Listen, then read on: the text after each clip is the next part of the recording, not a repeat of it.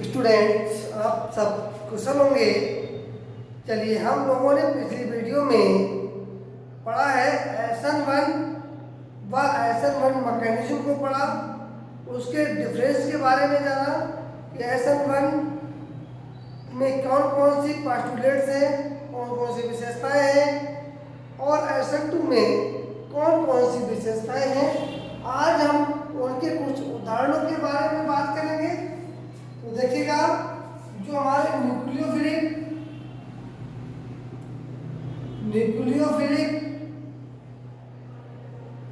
Substitution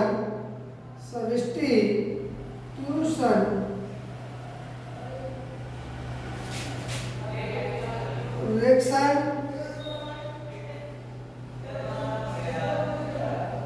के उदाहरण इनके बारे में पढ़ेंगे। देखिएगा, सबसे पहला उदाहरण, ठीक, अल्कोहलों का निर्माण हम करते हैं।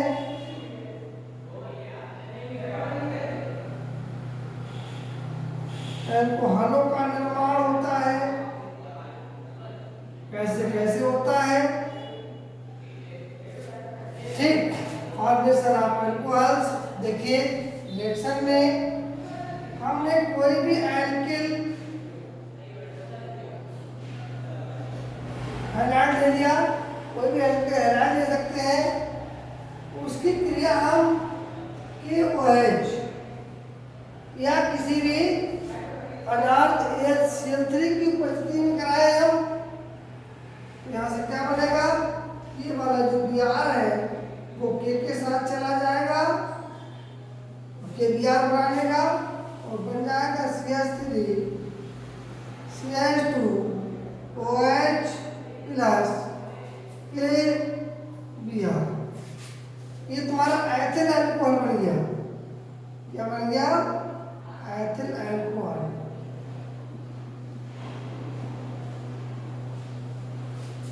ये हमने क्या ली? Ethyl bromide.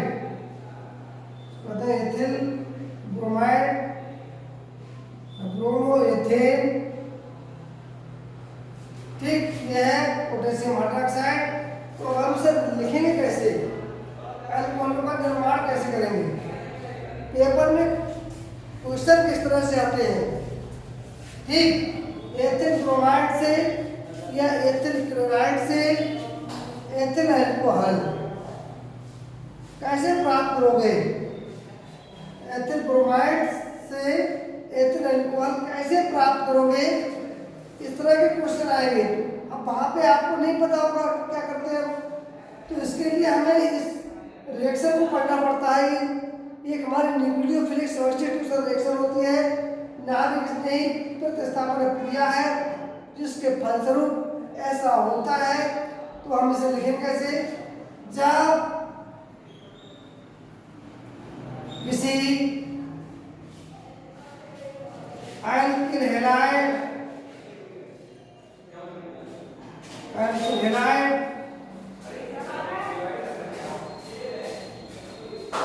की अभिक्रिया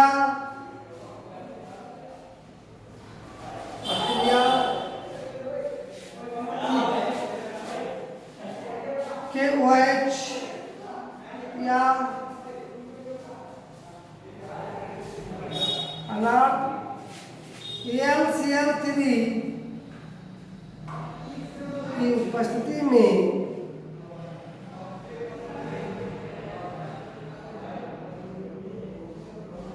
कराते हैं,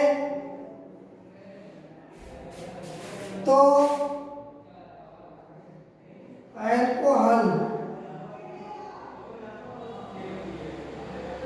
प्राप्त होता है। यहाँ पर हमने क्या लिया, जैसे एथिल ब्रोमाइड से एथिल ब्रोमाइड की क्रिया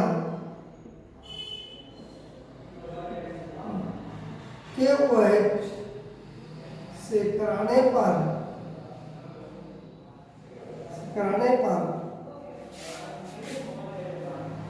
एथिल अल्कोहल प्राप्त होता है। एथिल अल्कोहल प्राप्त होता है। ये आ जाएगा इसका भाग। ठीक, तो कहने का मतलब ये है कि रसायन विज्ञान में आपको कोई भी रिएक्शन वो एक सिंपल फॉर्म में नहीं देगा, आपसे कैसे प्राप्त करोगे। क्या होता है जब एथिल ब्रोमाइड की क्रिया KOH से कराई जाती है तो क्या प्राप्त होता है, तो हमें पता होना चाहिए कि एथिल अल्कोहल प्राप्त होता है।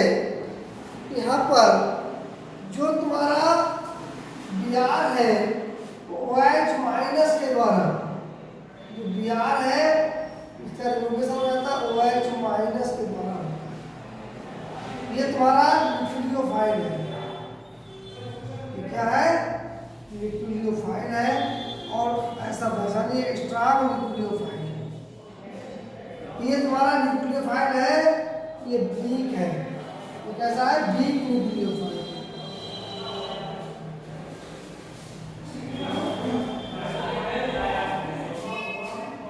आपकी समझ में आ जा रही थी, स्ट्रॉन्ग न्यूक्लियोफाइल किसी वीक न्यूक्लियोफाइल को बनाएगा तो SN2 रिएक्शन जाएगी। ठीक, आ जाएगी SN2 रिएक्शन जाएगी। यहाँ से हम रिएक्शन की कैटेगरी भी निकाल देते हैं। ठीक, चलिए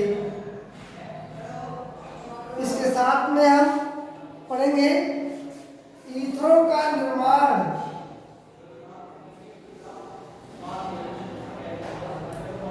ईथरों का निर्माण दूसरा समझिएगा। इसी को हम कहते हैं, एक नेम रिएक्शन होती है विलियमसन संश्लेषण। विलियमसन संश्लेषण क्रिया कहलाती है, और नेम रिएक्शन कई बार ये आ चुकी है।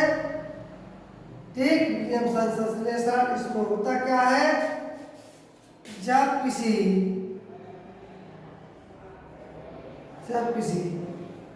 एल्किल हैलाइड की अपक्रिया, हैलाइड की अपक्रिया धातु एल्कोक्साइड, धातु एल्कोक्साइड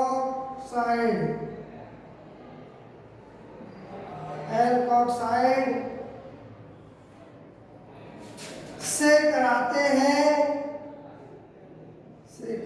हैं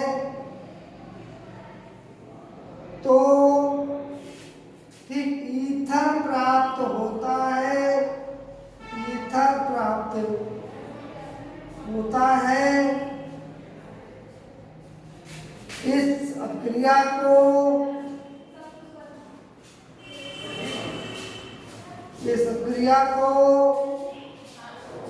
विलियमसन संश्लेषण कहते हैं। विलियमसन संश्लेषण कहते हैं। संश्लेषण कहते हैं।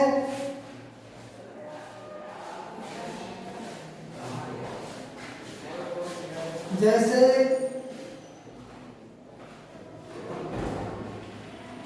एथिल ब्रोमाइड CH3 CH2Br की अपक्रिया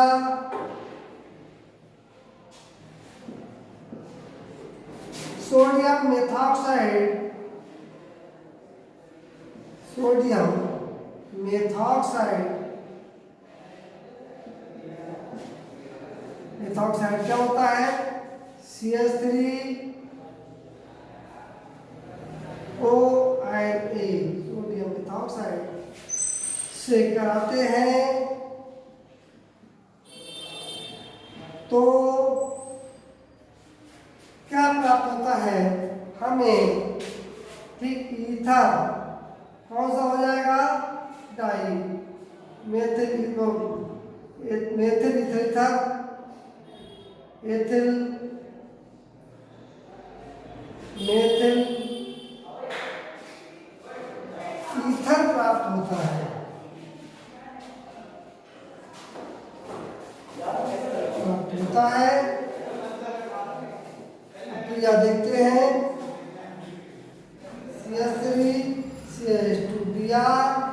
प्लस अब हम इसको लिखेंगे Na O और CH3। यहाँ से NaBr निकल जाएगा ये, और क्या बन जाएगा, बन जाएगा CH3 CH2O CH3 और प्लस Na बन जाएगा सोडियम ब्रोमाइड। ये हो जाएगा तुम्हारा एथिल मेथिल ईथर। ये बन के आ जाएगा। ये पूरी क्रिया तुम्हारी विलियमसन संश्लेषण कहलाती है। कई बार आ चुकी है, पिछली बार बोर्ड में एक साइड में ये क्रिया दो तरह से पूछ ली गई। एक तो नेम रिएक्शन से पूछ ली गई, विलियमसन संश्लेषण एक ही पेपर में नाम दे दिया गया, दूसरी क्रिया में दे दिया गया जब किसी एल्किल हैलाइड की क्रिया धातु एल्काइड साइड से कराते हैं, यानी एथिल ब्रोमाइड की क्रिया सोडियम मेथॉक्साइड से कराते हैं। ठीक, इसकी क्रिया विधि बताइए एक ही पेपर में। तो कहने का मतलब ये है कि हमें एक एक चीज को डीपली पढ़ना होता है केमिस्ट्री में। अगर कहीं से भी लाइटली पढ़ते हैं तो हमारी नेगेटिव मार्किंग जाती है।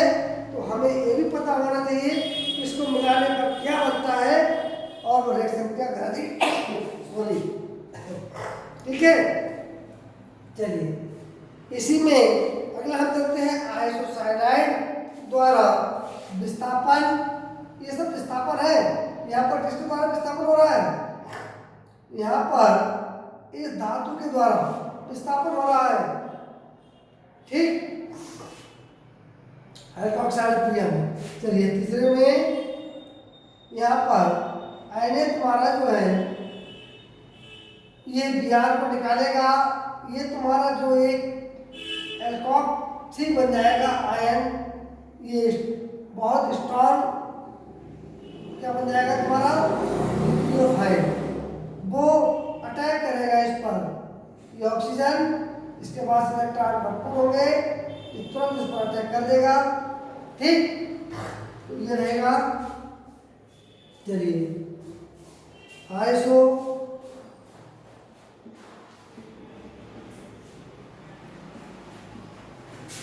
साइनाइड्स द्वारा विस्थापन, या इसको हम कह सकते हैं कि आइसोसाइनाइड्स का निर्माण। ठीक, इसको हम कह सकते हैं आइसो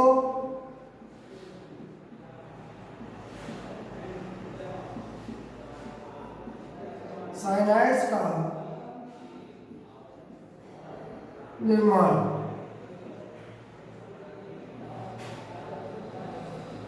ये देखिए इसमें क्या होता है, इसमें हम जब किसी विधात्मक साइनाइड की क्रिया हम कराते हैं तो यहाँ पर हमारे लिए एक आइसोसाइनाइड प्राप्त हो जाता है। इसमें लिखिएगा जब एल्किल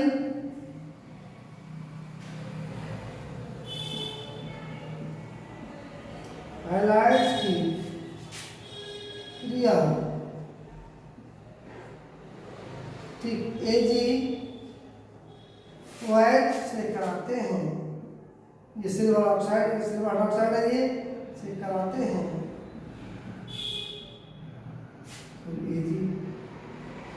AgCN सिल्वर साइनाइड से कराते हैं। सिल्वर साइनाइड होगी, यहाँ पर AgOH हो गया। सिल्वर साइनाइड से कराते हैं तो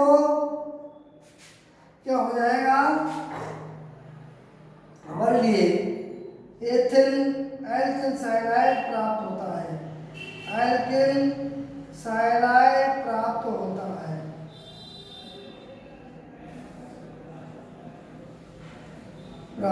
है।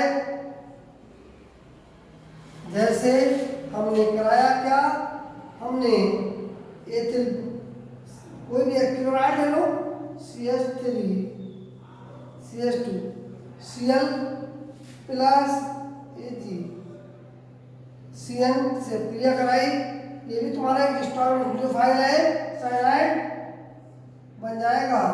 यहाँ पर Cl Ag के साथ चला जाएगा और बन जाएगा CH3 CH2 and C, ये बन जाएगा। ये तुम्हारा एथिल आइसोसाइनाइड हो जाएगा, एथिल आइसोसाइनाइड बन जाएगा प्लस AgCl, सिल्वर क्लोराइड बाहर निकल जाएगा। तो इस तरह से ये कुछ उदाहरण थे जिनको हमने एक्सप्लेन कर दिया। इस यहाँ पर जितने भी आपको उदाहरण दिए गए हैं सब न्यूक्लियोफिलिक प्रतिस्थापन के हैं, यानी कि नाभिक नहीं प्रतिस्थापन के हैं। यहाँ पर OH न्यूक्लियोफाइल का कार्य कर रहा है। यहाँ पर ये एल्काक्सी समूह तुम्हारा जो है, एथॉक्सी समूह तुम्हारा क्या करेगा, ठीक, जो एल्काक्सी समूह होगा ये तुम्हारा न्यूक्लियोफाइल का कार्य करेगा। यहाँ पर Cn तुम्हारा न्यूक्लियोफाइल का कार्य करेगा। तो ये हमने चीज़ों के बारे में जाना, ठीक। यहाँ पर और ज़्यादा कोई ज़्यादा इम्पोर्टेंट रिएक्शन नहीं है जिनके लिए हम कुछ और मेहनत करें, ठीक। कल हम पढ़ेंगे अगली वीडियो में निराकरण क्रियाएं, यानी कि हम पढ़ेंगे एल्कीनों का निर्माण पढ़ेंगे, एल्कीन्स कैसे प्राप्त करते हैं दिया रहेगा। यहाँ पर एथिल ब्रोमाइड से एथीन कैसे प्राप्त करेंगे, प्रोपेन वन ब्रोमोप्रोपेन से वन प्रोपीन कैसे प्राप्त करेंगे, प्रोपीन कैसे बनाएंगे, ब्यूटीन कैसे बनाएंगे, इसी में हम साइड से फूड पढ़ेंगे आगे निराकरण क्रियाओं में। तो आज के लिए इतना ही छोड़ते हैं, एक एक पॉइंट पर ध्यान रखना, ठीक। धन्यवाद।